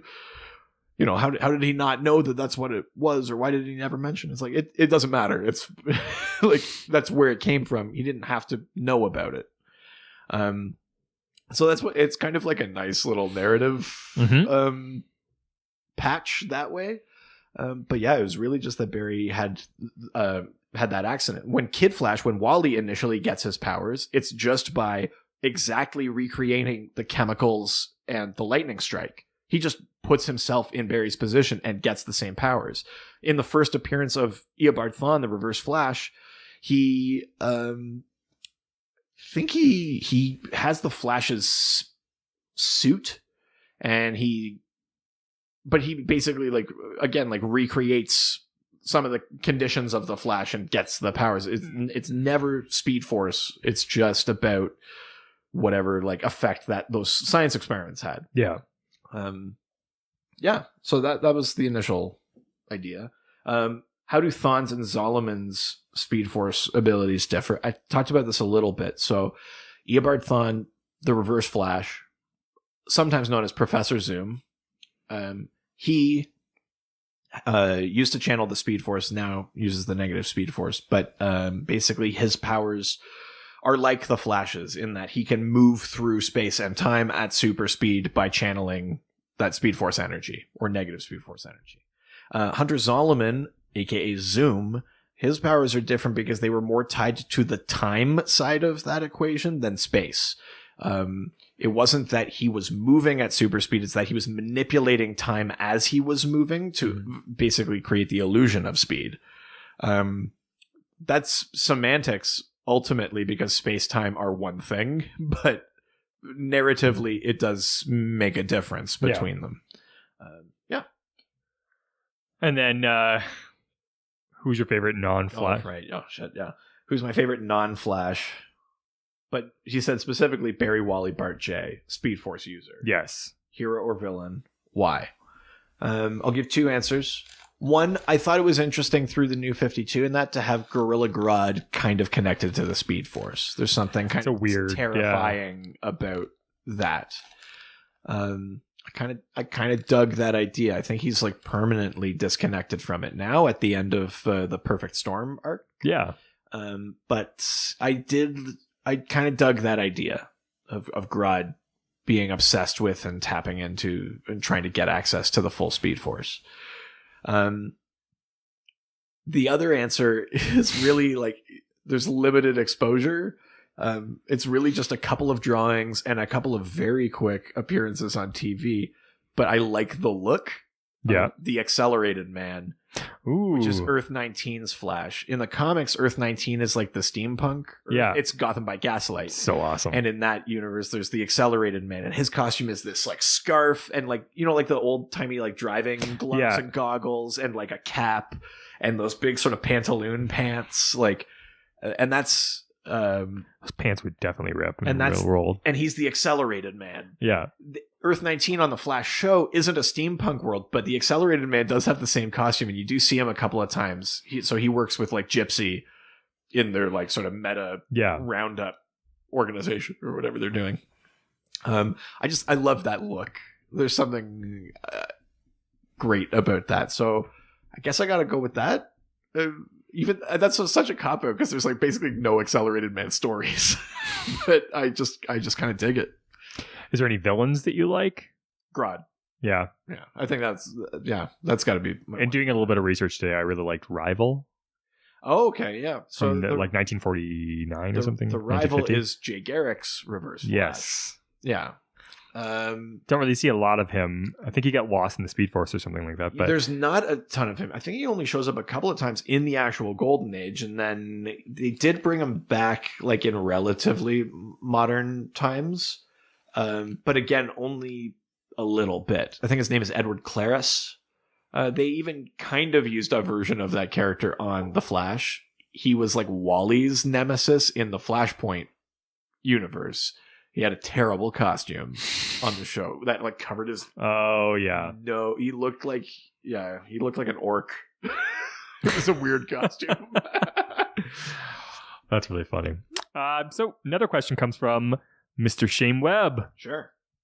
He asks, are there any non-Earth-based characters who use the Speed Force? Also, in your opinion, what is the worst use of because Speed Force to cover a lazy writing / plot holes?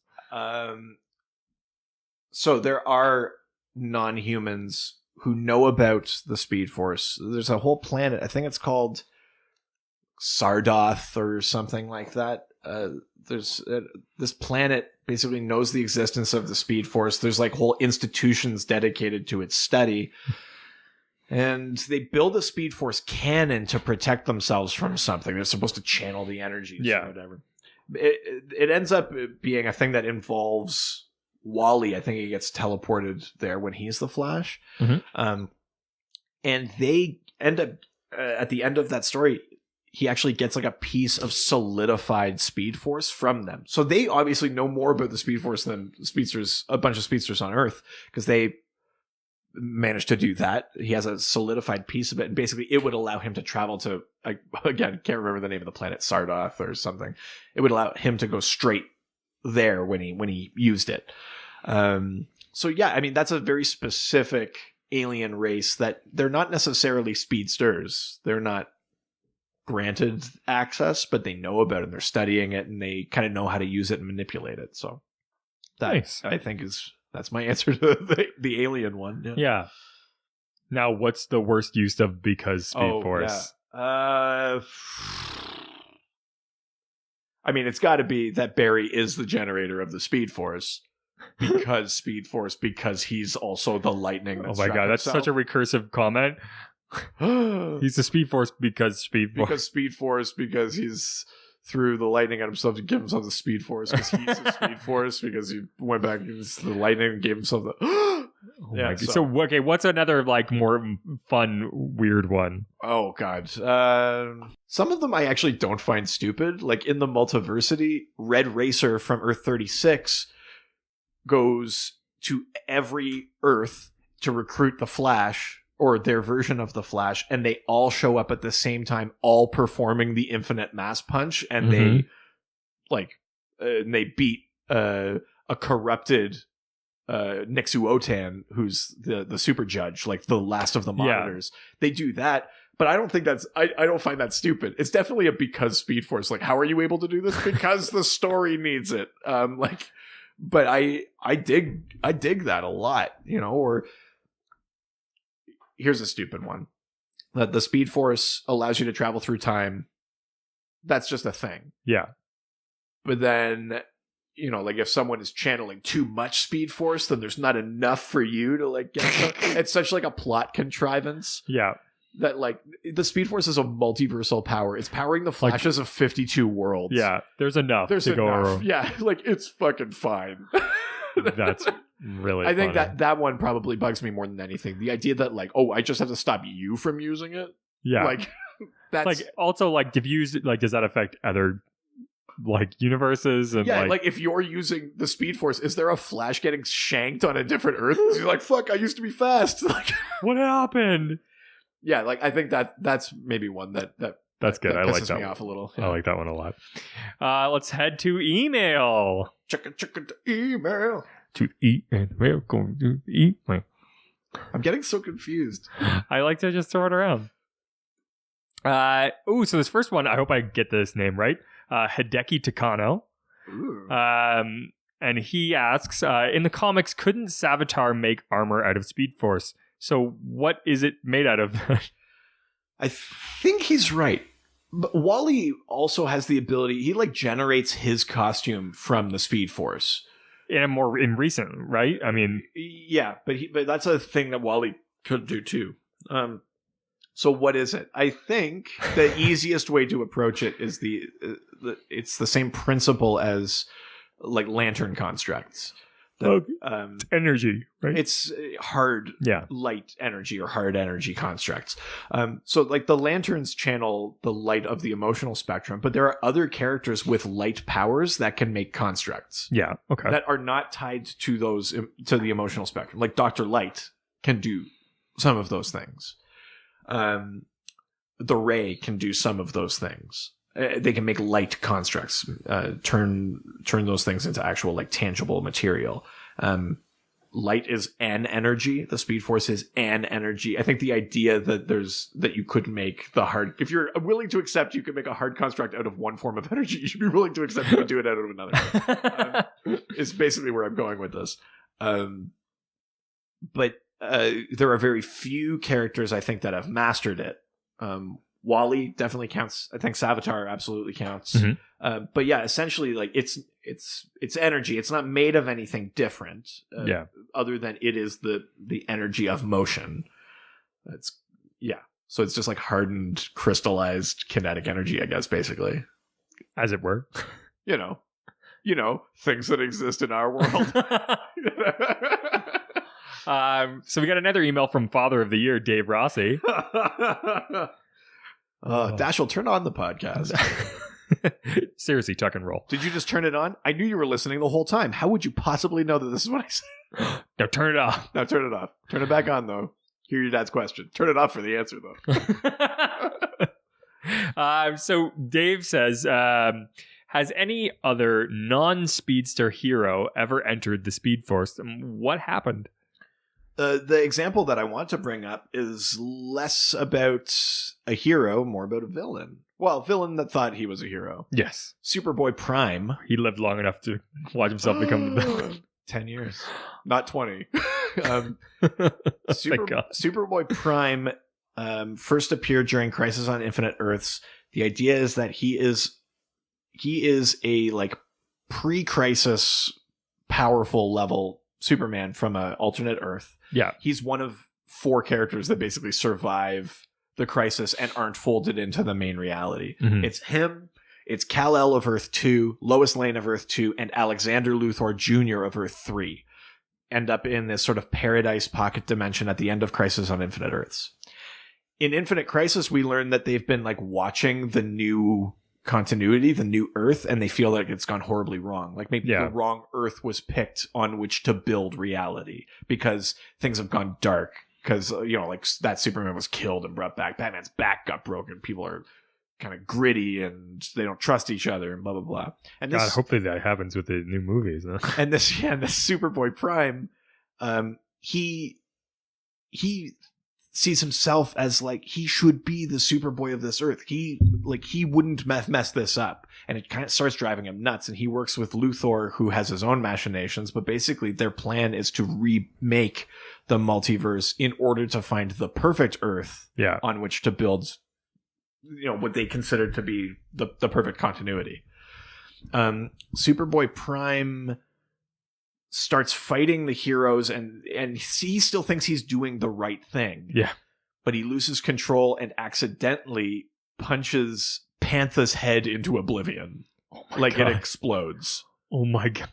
And there's a panel, and he's covered in blood, and he goes, I didn't mean to do that. And everyone turns on him. And Superboy Prime, to me, is a little bit like, he's written kind of like fans of comic books. Like, he feels betrayed by where the story is going, and he feels he's the one that can fix it. And he's like, no. And he's making it worse every time he yells and tries to like a kid and tries to manipulate like where it goes. Like, I feel like he's like a meta commentary on like comic fans a little bit. That's awesome. But basically, Wally and Bart, and Jay run Superboy Prime into the Speed Force to try and trap him. Or to try and trap him in the future. Either way, though, he does get out, and he comes back even more powerful and super angry. But that's a version of a character brought into the Speed Force to try and imprison them, and they are not a speedster. I mean, another more recent even version than that is during DC Metal, we saw the origin stories of the dark multiverse Batman that were invading. And the Red Death, who was a version of Bruce Wayne with access to the Speed Force, we see his story. And on his Earth, which I don't remember the number of, it's Earth minus something. Mm-hmm. He learns that Flash had done Flashpoint. Yeah. And even though the Flash is saying, like, it was a mistake, I shouldn't have done it, he goes off the deep end when all of his Robins are killed, and he says, you have to go back and change it, and Barry won't. And he says, if you won't do it, you have to give me the Speed Force. I'll take it from you. And he designs this engine that he puts into the Batmobile. He straps the Flash to the Batmobile and like slams them into the Speed Force. He drives them into the Speed Force, and it fuses them together. So, like, the Red Death is actually Bruce Wayne with Barry Allen trapped inside him. Weird. So the Barry is like, no, don't do this. And he becomes the Red Death. And instead of lightning, it's like bats. That's like awesome. And he kills every villain. And then his world starts to break because in the dark multiverse, these are broken stories. They're worlds that aren't meant to survive. Yeah. And that's how he gets roped into the events of DC Metal. That's awesome. Yeah, so I mean that's a version of a hero entering the Speed Force by force, and it turns him into a monster. So yeah, there's two different versions. There's speedsters using the Speed Force as a tool, maybe to imprison or to whatever, and then there's someone outside that circle illicitly gaining access to it, and it's really horrifying and terrible. It's a broken story. Yeesh. Yeah. I think we did it. Yeah. I think we actually tackled Speed Force. I actually survived the Speed Force because Speed Force. Yes, exactly. Well, before we move forward, we should announce that, I mean, if you're listening to this on the day that we release it, then in like 2 days, we'll begin June, which is Fan Month. Yeah, because it's like our anniversary month. So we thought we would celebrate with a bunch of just sort of like fun, kind of like fan more like fan-centered sort of thing. What So- did I mean, the episode hasn't come out yet, so this will actually be a little preemptive, but I think that we renamed it Fanagar or something like that. Yeah, or Colin did. I'll give the credit. Colin somehow. I know. You don't believe us. came Just up with wait the till the name. episode comes out. It blows our minds So too. so this month, basically, if you're listening to this episode on the day that it comes out, we're recording tomorrow, Yeah. the first for Fanagar. Yes. And that episode is like fight night. So just pick any two characters, send them in, and we'll discuss them and decide who wins. Exactly. Who would win in that battle? We're just a simple who would win in a fight kind of episode. We have an annual episode coming out where we kind of look back on the That's past right. year and look forward to things that are coming up. My father is going to come on the show. We're going to talk about like when the logic breaks down in comic books, which I think is another thing fans like to discuss a lot. Oh, yeah, without a doubt. Poke holes. Plus, it's also a little bit a nod towards Father's Day as well. Well, yes, yeah, precisely. We are going to do another like fanstravaganza episode. We'll catch up on some of our back catalog of questions, but then I also think we'll have one more sort of episode slot in there. I think it would be awesome. Yeah. If you guys have suggestions of what that episode should be, and I'll sort of, we'll see like what you guys suggest. We'll put a couple of polls up on Twitter or Yes. whatever, and you guys will pick what that final episode will be, what the topic is. So Exactly. So definitely reach out to us now, and I'm sure we'll prompt you with a post of some sorts asking for absolutely. the theme. But start sending them in now, and through we have a ton of different places that you can go to send us in questions, just like the ones you heard today. And for all of the future episodes, you can go to our Facebook account, Dr. DC Podcast our Twitter, at Dr. DC, Instagram. Dr. DC Podcast, We've also got a website. drdcpodcast.com or .ca, Also, we have an email. drdcpodcast@gmail.com. Also, we got a great 5-star review today, and I'm so proud of you guys. That really was That was amazing. really just That a was pinnacle. Try to now it's your chance to try to beat that review. Oh, Go to iTunes, really good. leave us a 5-star review, and just write whatever you want. Preferably something nice, but I don't really care. You could roast Colin if you want. That would be really funny. if you hate us, tell us, but just leave 5 stars. Yeah, exactly. I don't care what you say as long as you write 5 stars. But go on iTunes, create an account if you have to. Give us that 5-star review. We want to get in the new and noteworthy section. We want to be able to get. At what point do we no longer qualify as new? You know what? I've seen some podcasts that have been around for years that just got a new and noteworthy. Yeah, the Meme Boys actually just got a new and noteworthy finally. Okay, all right. So I thought maybe we were lapsed or something. No, because at that point you get noteworthy, right? Oh, I thought you had to be both. No. It's I not think new or noteworthy. I guess you're right, but whatever. Yeah, fair. They still got on it, so that's all that matters. There's also the featured section. Either way, regardless, we want some more attention and Sorry, I shouldn't be undercutting the need for the reviews. Yeah, fuck you. But the more attention we can get, the bigger the fan base we can get, the more fun things that we can do and give you guys and opportunities for us to kind of grow as a podcast and little mini organization that we've turned into. Yeah. So make sure you go to do that, and we'll see you in a few days, I think, actually. Or maybe 2 weeks. When's the fight night coming out? Fight Night will come out whatever the first Wednesday in June is. Yeah, so that'll be the 6th. So that'll begin our Fanagar. I can't believe Colin came up with I'm that. so fucking proud of him. I am too. Well, some sort of sign off. Adios. They. All the superheroes, they always fight for what is right. Live with danger and adventure.